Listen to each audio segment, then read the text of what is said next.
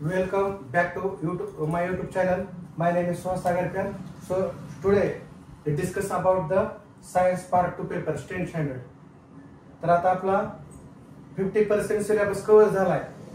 तर आपला अभ्यास किती आहे जर तुम्हाला बघायचं असेल म्हणजे 50% अभ्यास आता 50% आपला सिलेबस कव्हर झाला म्हणल्यावर आपला 50% अभ्यास आहे का नाही हे जर आपल्याला बघायचं असेल तर त्यासाठी आपण काय आता आपले कोणकोणते लेसन आहेत. हेरिडिटी आणि इव्होल्यूशन झाला, लाईफ प्रोसेस लिव्हिंग ऑर्गॅनिझम 1 झाला, लाईफ प्रोसेस लिव्हिंग ऑर्गॅनिझम 2 झाला, एन्व्हायरमेंटल मॅनेजमेंट आणि टुवर्ड द ग्रीन एनर्जी. तर एखादा लेसन आपला 100% कधी झाला असं म्हणू शकतो आपण.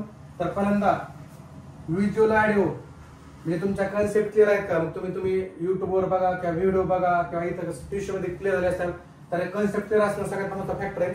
परत दुसरं आहे एक्झरसाइज. जर तुमच्या लेसनच्या जे लेसन झाल्यानंतर जे एक्झरसाइज आहे तर ते पण तुमच्या 100% आपल्याला प्रत्येक क्वेश्चन येतो का नाही हे बघणं गरजेचं आहे. आणि PYQ म्हणजे प्रिव्हियस इयर क्वेश्चन पेपर. आता काही क्वेश्चन असे जमलिंग असतात तर ते प्रिव्हियस इयर क्वेश्चन पेपर पण तुम्ही ची तयारी केली का नाही, ह्या लेसनवर कोणत्या प्रकारचे क्वेश्चन आलेले आहेत तर ह्या गोष्टीचा पण तुम्ही जर अभ्यास केला असेल आणि असं जर तुम्हाला 100% जर म्हणजे ह्या तिन्ही जर गोष्टी तुमच्या परफेक्ट असेल तर त्यावेळेस आपण म्हणू शकतो की तुमचा अभ्यास काय झालाय 100% झालाय. तर त्यासाठी तुम्हाला प्रिव्हियस इयर क्वेश्चन पेपरला पण फॉलो करायचंय. तुमची एक्झरसाइज कम्प्लीट असणं गरजेचं आहे. आणि पुन्हा व्हिज्युअल ऑडिओ म्हणजे तुमची क्लासमध्ये तुमचा कन्सेप्ट क्लिअर असायला पाहिजे. जर एखादी बाय चान्स जर कन्सेप्ट क्लिअर नसेल तर त्याचं व्हिज्युअल किंवा ऑडिओ बघणं महत्त्वाचा फॅक्टर आहे. पण तुम्ही पाठ करत असाल तर पाठ होऊन म्हणजे पाठ एवढं साहजिक सोपं नाही हे सगळं पाठ होईल तुमचं.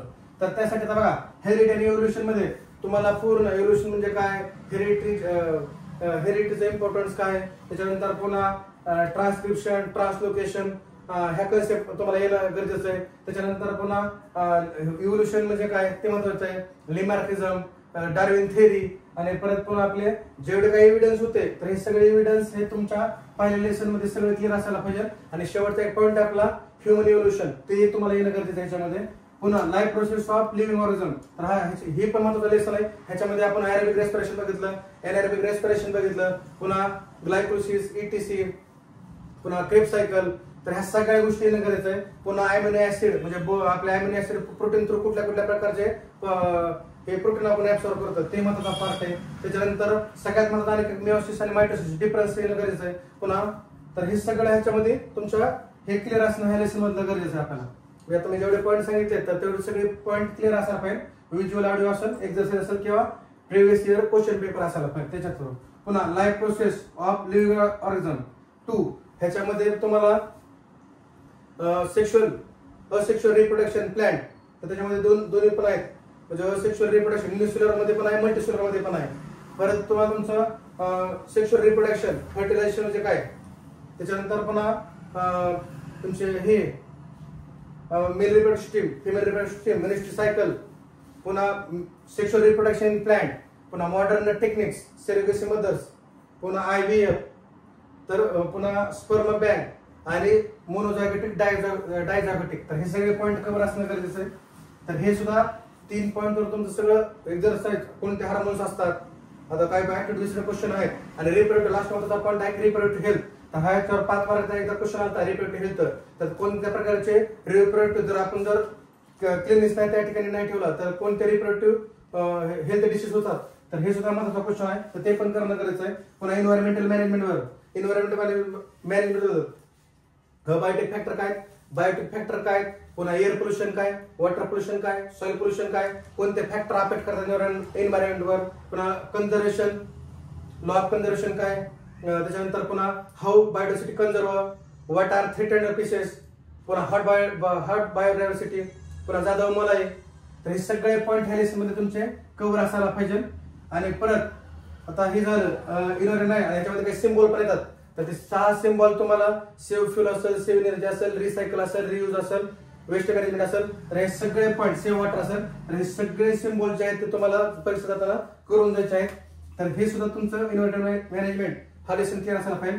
आणि टुवर्ड द ग्रीन एनर्जी. आता टुवर्ड द ग्रीन एनर्जी मध्ये सगळे थर्मल एनर्जी त्याचे वर्किंग काय, त्याचे ऍडव्हान्टेजेस काय, त्याचे डिसएडव्हान्टेजेस काय, तर हे तुम्हाला असं पाहिजे. आणि सोर्सेस काय आणि एनर्जी ट्रान्सफॉर्मेशन. तर ह्या प्रत्येक पॉईंट तुम्हाला करायचे जेवढे आपण इलेक्ट्रिसिटी ज्या पॉईंटला बनवली तर थर्मल एनर्जी, तुम्हाला दुसरा पुन्हा न्यूक्लिअर एनर्जी आणि नॅचरल गॅस. तर हे इन्व्हायरमेंटल पोल्युशन आहे.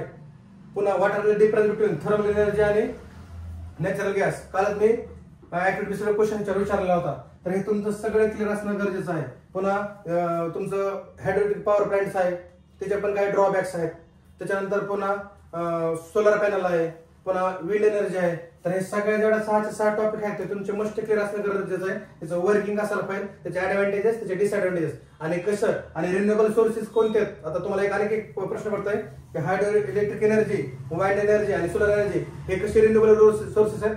हे सायंटिफिक रिझनला भरपूर वेळा क्वेश्चन पडलेला आहे. तर ते सुद्धा तुम्हाला करणं गरजेचं आहे.